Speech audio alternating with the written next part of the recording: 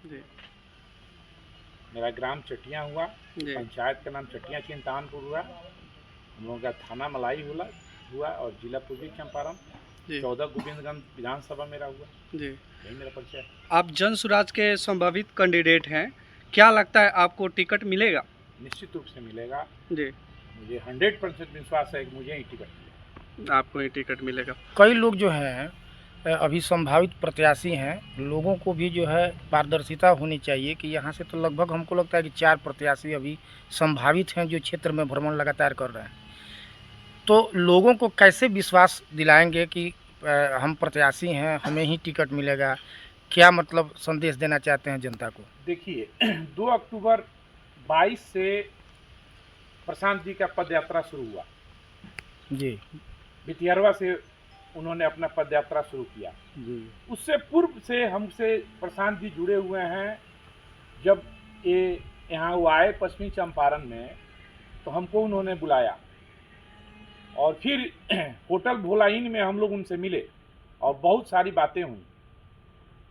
और उस समय से हम प्रशांत किशोर जी से जन स्वराज से जुड़े हुए हैं। उनके दर्जनों पदयात्रा में मैं उनका साथ दिया हूं, उनका पदयात्री रहा हूं। बीच में हम लोग आफाक अहमद साहब के चुनाव में भी बड़ी सक्रिय भूमिका निभाते हुए उनको हम लोगों ने विजय श्री हासिल कराया। और आज तक जो भी कार्यक्रम हुआ, चाहे वो पंचायत लेवल का हो, जिला लेवल का हो या प्रदेश लेवल का हो, हम लोगों ने हमने उसमें काफ़ी बढ़ चढ़ कर भाग लिया, उसको सफल बनाने का प्रयास किया, कोशिश किया। बिहार में बहुत सारी पार्टियां हैं, लेकिन आप जन स्वराज ही क्यों चुने? देखिए, सारे लोगों को हम लोग देख चुके हैं। जी। यहाँ विकास से किसी को कोई मतलब नहीं है, कोई लेना देना नहीं है। जी। जात पात में ये लोग बांट के और इस बिहार को गर्त में पहुंचा दिया है। इन सबों से अलग सोच प्रशांत जी का है। आज हमारे गांव में जब आप घूमिएगा तो देखिएगा कि आधा आबादी, आधे हमारे नवयुवक आज जाकर यहाँ से हजारों किलोमीटर दूर अपने रोजी रोटी के लिए 10,000 12,000 के रोजी रोटी के लिए लगे हुए हैं। उससे भी उनका रोजी रोटी नहीं चल रहा है, उनका परिवार सही ढंग से नहीं चल रहा है। स्थिति परिवार का बहुत बुरा है। प्रशांत जी का ये मानना है कि अगर उनकी सरकार आ रही है तो सबसे पहले उन्होंने प्लान बंद किया जाएगा युवाओं का, और यहाँ उस रोजी रोटी का व्यवस्था किया जाएगा। जी। उसके बाद उनका दूसरा चीज मानना है कि जब तक समाज को शिक्षित नहीं किया जाएगा, बच्चे लोगों को शिक्षित नहीं बनाया जाएगा, तब तक इस मतलब कि खाई से निकलना बहुत कठिन है। तो उनको बिहार के बच्चों को विश्वस्तरीय शिक्षा का व्यवस्था करना है और देना है, उस लायक बनाना है। जी। तीसरा उनका काम है कि जो भी हमारे बुजुर्ग हैं समाज में, उनको कम से कम 2,000 का मंथली पेंशन मिले, क्योंकि बहुत महंगाई बढ़ चुका है। बहुत सारी हमारी महिलाएं हैं जो पढ़ी लिखी हैं, कुछ कर सकती हैं, उनको सस्ता दर पर उनको ऋण अवेलेबल कराया जाए कि छोटा छोटा लघु उद्योग लगा के वो अपने परिवार को सुचारू रूप से चला सकें।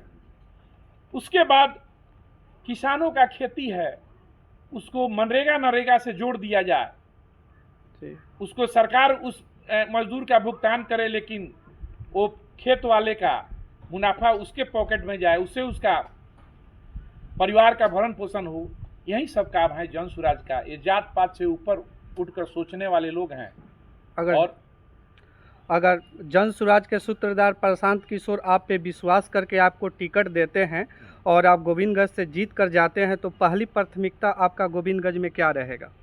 पहली प्राथमिकता हमारी ये होगी कि यहाँ पर जो थाना स्तर से लेकर और ब्लॉक, अंचल और अनुमंडल लेवल तक जो लूट मचा हुआ है, जो अफसरशाही मचा हुआ है, रोब से जो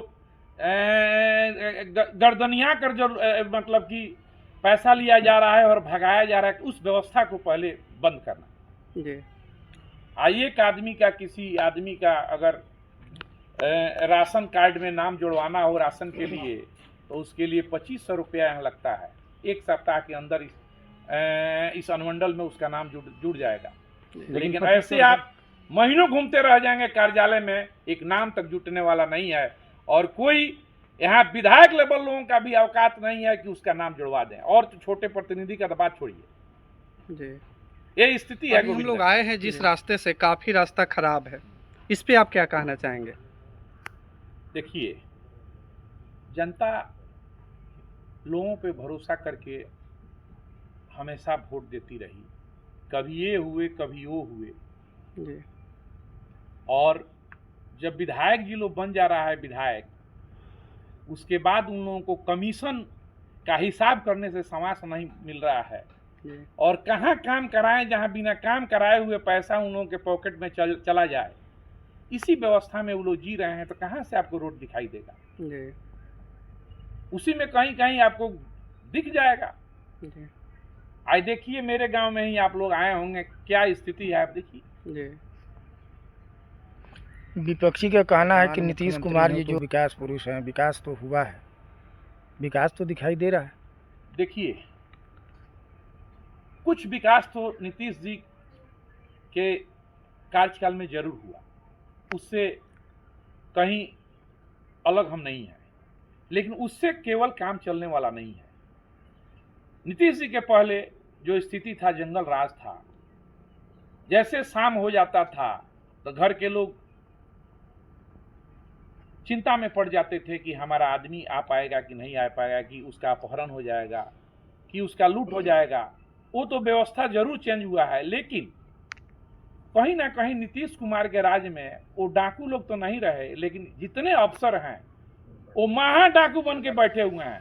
वो करते हैं कि 243 सीट का मुझे बंटवारा करना है। अगर गलती से, ऐसे तो मैं ठोक बजाकर ही अपना प्रत्याशी दूंगा, लेकिन यदि गलती से कहीं गलती हो गया, कोई गलत चरित्र के लोग आ गए, तो उनको झाड़ू से मारकर आप लोगों को खदेड़ देना है। और उस कंस्टिट्यूएंसी में किसी दूसरे पार्टी के अच्छे लोग होंगे, उनको वोट देना है। हमारे प्रणेता ये बात कहते हैं।